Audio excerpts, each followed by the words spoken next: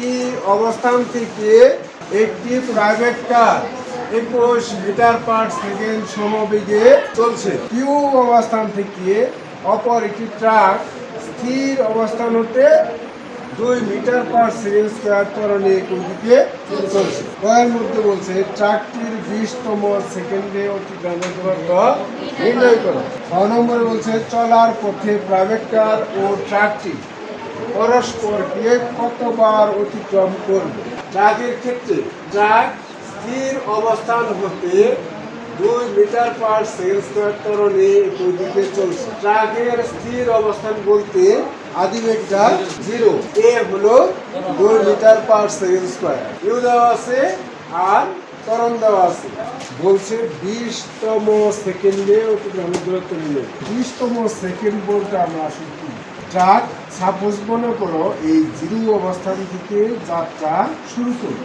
এইখানে মনে করো যে 5 সেকেন্ড, এটা হলো 10 সেকেন্ড, এটা হলো 15 সেকেন্ড, এটা হলো 20 সেকেন্ড, হ্যাঁ, এটা হলো 25 সেকেন্ড।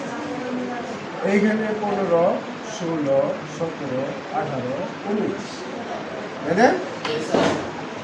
এখানেও তো আছে 1, 2, 3, 4, 6, 7, 8, 9, 10, 11, 12,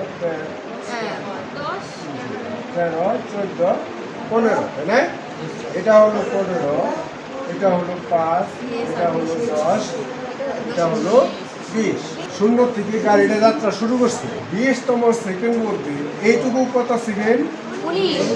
এইটুকু হলো 19 সেকেন্ড, 19 সেকেন্ড, আর এটা হলো 20 সেকেন্ড। এই দাগটা হলো 20 সেকেন্ড আর এটা হলো 19 সেকেন্ড। তো আমরা দেখব এই ট্রাকটা 19 সেকেন্ডে কতটুকু যায় আর 20 সেকেন্ডে কতটুকু যায়। 20 থেকে 19 যদি আমরা বাদ দিই সেটাই হলো 20তম সেকেন্ডের অতিক্রান্ত দূরত্ব।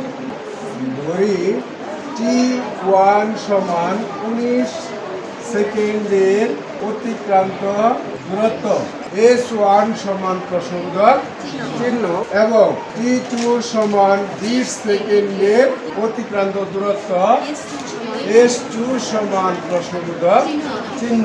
আমরা জানি S1 সমান UT1 plus half AT1 square. এখানে আমরা মান বসাই, ইউ তো হলো 0, 0 দিয়ে T1 এর গুণ করলে কি আসবে? 0 আসবে। তাহলে এই 0 কি লেখার প্রয়োজন আছে? প্রয়োজন না। তাহলে হাফ পূরণ এ হলো 2 পূরণ T1 হলো 19, এর উপর হলো স্কোয়ার। তাহলে 19-এর উপরে স্কোয়ার করলে 361 মিটার। আবার S2 U T2 plus half AT2 square.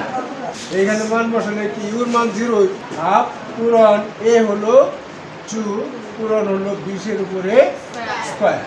S2 সমান হলো 400 মিটার। সুতরাং 20তম সেকেন্ডে অতিক্রান্ত দূরত্ব 400 বিয়োগ 361 সমান হলো 39 মিটার।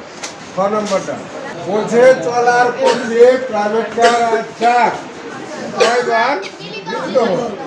কি তো হইলো প্রাইভেট কার, কিন্তু এখানে হলো এটা কি ট্রাক। ট্রাকটি টি সময় পর এস দূরত্বে প্রাইভেট কারের সাথে মিলিত হবে।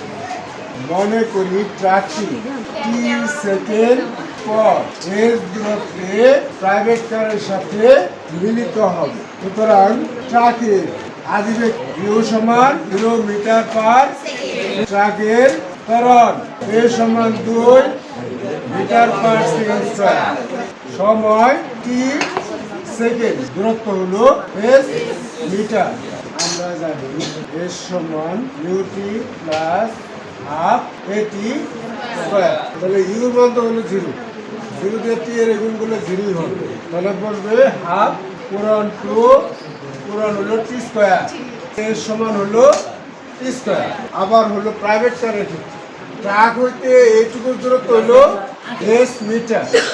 তাহলে প্রাইভেট কারের জন্য কত হবে? এই এস আর হলো 80।